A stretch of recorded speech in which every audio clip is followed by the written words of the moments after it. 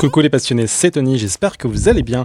Nous sommes le mercredi 15 avril, à J+33 déjà de la fermeture temporaire de Disneyland Paris. Je m'improvise youtubeur le temps du confinement pour vous faire votre résumé quotidien de l'actu Disney partout dans le monde grâce à ce JT magique.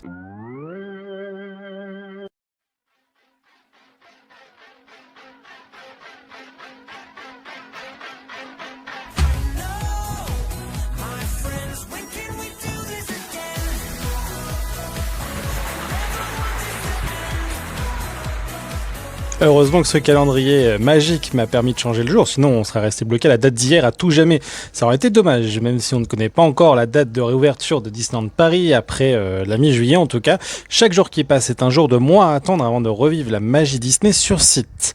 Avant d'enchaîner avec les grands anniversaires dans l'histoire Disney, c'est-à-dire qu'est-ce qui a bien pu se passer un autre 15 avril dans le passé en ce qui concerne Disney, l'image du jour, c'est celle-ci, la cathédrale de Notre-Dame de Paris. Vous le savez, c'était il y a un an exactement que le monde entier regardait avec tristesse ce monument se détruire avec un incendie de plus de 15 heures. Notre-Dame est un symbole puissant de notre pays, si bien qu'elle est apparue dans plusieurs films Disney dès que l'on évoque Paris. On peut par exemple noter Les Aristochats après la fuite d'Edgar, Ratatouille lorsque Linguini a failli jeter Rémi sous l'eau, ou encore dans Cars 2, mais le plus marquant évidemment reste le chef-d'œuvre Le Bossu de Notre-Dame, sorti en 1996. On commence avec une date il y a très loin. Il y a 568 ans aujourd'hui, donc le jeudi 15 avril 1452, la naissance de Léonard de Vinci. Scientifique, artiste et inventeur pour lequel notre Discoveryland rend bien hommage avec l'attraction Orbitron. En effet, au cœur du fameux cratère volcanique sur lequel le land s'est développé, des machines tournoient autour d'une structure créée d'après d'anciens plans de ce génie italien qu'était Léonard de Vinci. Leur destination, c'est la voûte céleste. C'est en effet une phrase de Vinci que l'on peut lire à l'entrée de ces machines. Alors désolé, j'ai pas fait latin. Il sole non si muove. Traduisez en tout cas d'après mes recherches, le soleil ne bouge pas.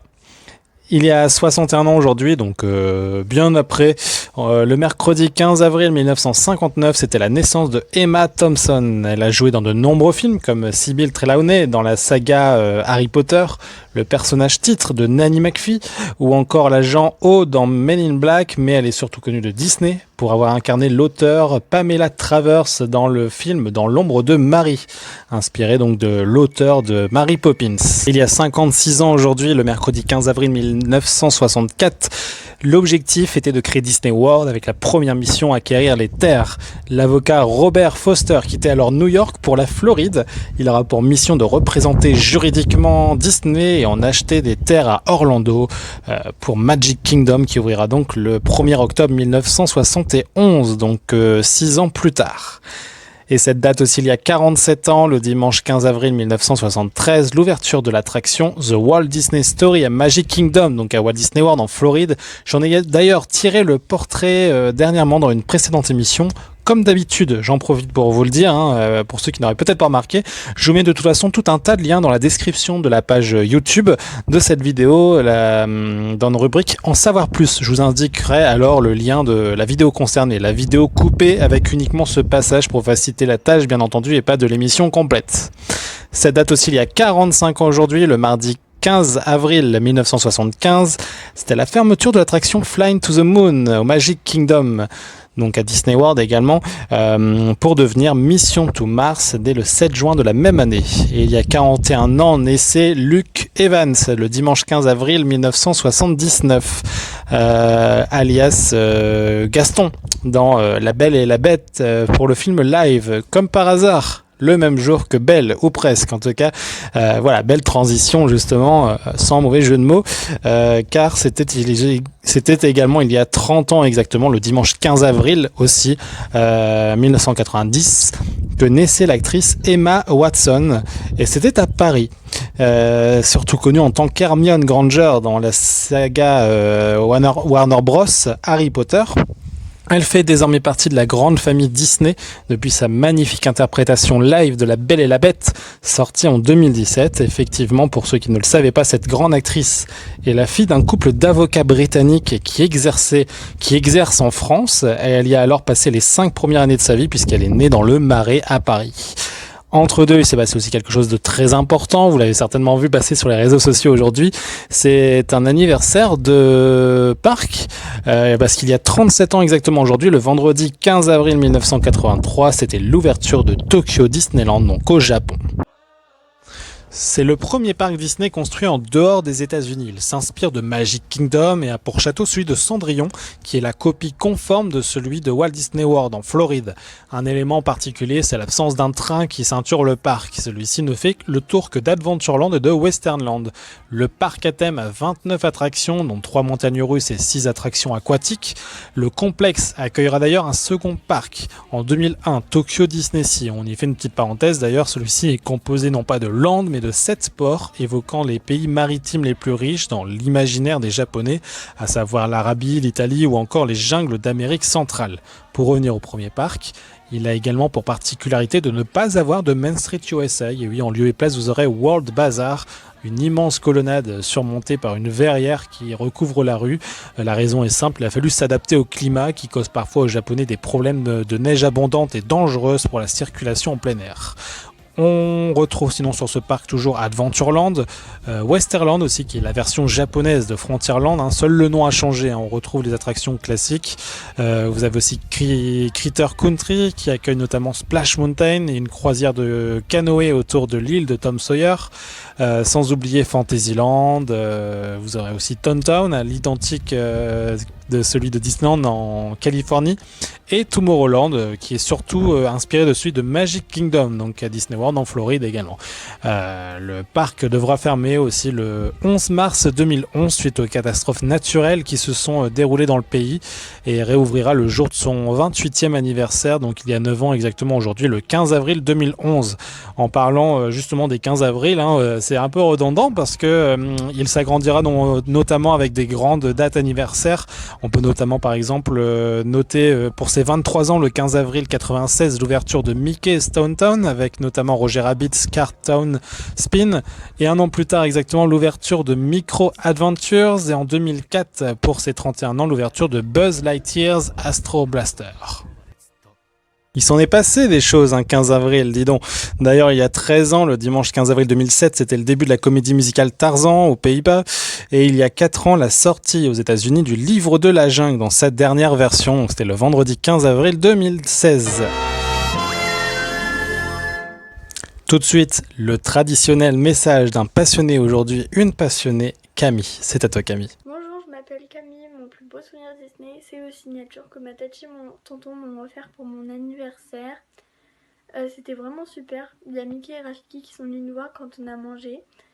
Minnie en aventurière, elle est trop belle. Et le spectacle, il était magnifique aussi. Le spectacle de Jeune B, il était super. Ça a rendu le week-end encore plus féerique, plus magique. C'était trop bien.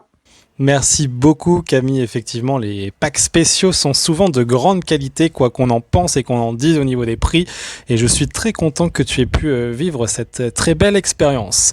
Vous aussi, envoyez-moi vos vidéos, 1 minute, 1 minute 30 maximum, en horizontal, par message privé sur Facebook ou Instagram. Les liens sont juste ici en description, Tony Passionné DLP pour Instagram ou Tony DLP pour Facebook. Et parce que vous aussi, vous faites entièrement partie de l'histoire Disney, l'histoire avec un grand H, grâce à la magie que vous transmettez chaque jour, de par votre côté passionné et aussi par les réseaux sociaux. C'est votre moment, donc c'est aujourd'hui la Saint-Paterne. Bonne fête à tous les paternes et vos anniversaires. Donc tout d'abord à mon collègue Lio Gagostave et aussi à mon ami Guillaume Cordelette. Joyeux anniversaire à vous et à de très grands fans que j'adore comme Isabelle Jacob ou encore Pascal, mais aussi Nicolas Selféance et Manon, Sandra Huriolt et Anthony Duguen. Et joyeux anniversaire à vous aussi si vous me regardez et que c'est votre anniversaire. On déplore aujourd'hui la disparition de l'artiste Anne Sullivan. C'est à cause de la crise virale actuelle et effectivement que cette grande dame âgée de 91 ans s'en est allée. Elle a été l'une des encreuses la plus importante des studios Disney à l'époque de la renaissance des studios. On lui doit notamment les couleurs de La Petite Sirène, Pocahontas, Le Roi Lion, Mulan ou encore Cusco et bien plus encore. Niveau programme télé, sinon sur la TNT, on a la suite de Grey's Anatomy ce soir sur TF1 et demain sur Sister, canal 22 de la TNT. Vous aurez une petite soirée Malcolm, petite soirée qui débute de 21h jusqu'à au moins 2h du matin. On recommence au début de la saison 4. Hier, vous aviez de très beaux reportages sur Disney et Disneyland Paris en particulier sur C8. Ces programmes sont évidemment disponibles en replay pour ceux qui les auraient manqués. En particulier aujourd'hui en ce qui concerne Actu Park, si ce n'est évidemment l'annulation, comme je vous l'ai dit hier, pour la Magical Pride et les soirées Electroland. Ça a été annoncé cette fois-ci officiellement. Ça n'a pas été annoncé comme étant annulé, mais reporté à l'année prochaine. Mais bon, rien de particulier. Donc on va faire plutôt un gros retour en arrière avec un cours d'histoire. Et oui, quand on est fan de Disneyland Paris, on est fan des loisirs de manière générale. Il est important de faire un petit point de vue historique sur le mot loisir. Éloignons-nous pour cela un tant soit peu de Disney et comme dirait l'autre, reprenons depuis le début. Il est peut-être un peu difficile de se projeter en ce moment avec la crise virale que l'on subit tous actuellement, mais ça ne saurait que tarder, il suffit d'être patient ou de se replonger dans nos souvenirs parce qu'on a des beaux souvenirs de loisirs, chacun d'entre nous, j'en suis certain, et ça n'est pas le cas pour tout le monde. Autrefois, la notion de loisir n'existait pas. Et les quelques activités au-delà du travail se limitaient au sport, avec notamment les Jeux Olympiques. Mais à cette époque, on ne vivait que pour survivre. C'est au Moyen-Âge que l'on assiste au début de l'amusement avec les fêtes médiévales, avec les carnavals, avec les cirques, avec les spectacles forains aussi qui consistaient à exploiter un talent à travers les villes, comme les marionnettes ou la magie. Au XVIIe siècle, par contre, les parcs des châteaux deviennent des parcs de loisirs. C'était par les nobles et pour leurs amis uniquement, où l'on organisait des jardins-spectacles, des bals, des animations telles que Colin-Maillard. Et oui, à l'époque, c'était vraiment pour un public restreint, quasiment que pour les nobles, pour les plus aisés en tout cas, et ça se limitait quasiment qu'à Colin-Maillard. À la fin de ce siècle, par contre, c'est le roi Soleil, Louis XIV en France, qui fera tout basculer. Oui, c'est grâce à lui, c'est grâce à la France qu'on a de nombreuses belles choses dans les parcs Disney partout dans le monde. Vous allez vite comprendre ce à quoi j'en fais allusion. Donc c'est Louis XIV qui fera de grandes créations dont on s'inspire encore aujourd'hui, notamment dans les parcs Disney. C'est à lui que l'on doit le loisir du théâtre et de l'opéra qu'il a importé d'Italie, ou encore les feux d'artifice qu'il a importés de la Chine. Parce que même si ces différents loisirs existaient déjà un petit peu ailleurs, c'est en s'en servant en France que cela les a mis en lumière davantage. Mais il était également inventeur de nombreux autres loisirs. Louis XIV créera dans son château la fontaine musicale, le labyrinthe végétal aussi, qui consistait aux hommes à s'amuser avec les dames, en les laissant au milieu se perdre et en leur faisant peur. Et le carrousel aussi, le carrousel des chevaux, et non carrousel, comme vous êtes trop nombreux à le dire tous les jours. C'est pas un carrousel, c'est un carrousel. Le carrousel des chevaux, donc avec bien sûr à l'origine de vrais chevaux, ou encore les parades avec des défilés de carrosses. Il est à l'origine de la balançoire aussi, ou plutôt de son ancêtre, la création de son ancêtre, l'escarpolette. Il comprit aussi rapidement que le canotage pouvait être utilisé à des buts autres qu'utiles pour s'amuser. Contrepartie de la mécanisation du temps de travail, donc des années plus tard, l'ouvrier gagne du temps libre, reconnu au début du XXe siècle avec la définition du temps de travail. Surtout, l'exception française fait entrer la notion de vacances avec le Front populaire et l'avènement des congés payés. Et donc la possibilité d'avoir des loisirs. Donc c'est venu donc dans les lois, dans les droits et dans les mentalités très rapidement en France. Peu à peu, les loisirs ne sont donc plus forcément réservés qu'à une élite. Cela se démocratisera davantage dans les années 80 avec la 5e semaine de congés payés. Et c'est à ce moment-là qu'en France, beaucoup d'investisseurs ont compris le filon et arrivent pour créer plein de parcs de loisirs.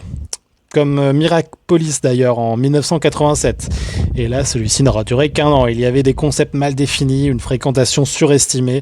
À cette époque, il y avait vraiment un réel manque de savoir-faire. Les Français ne sont pas bons pour faire des parcs de loisirs.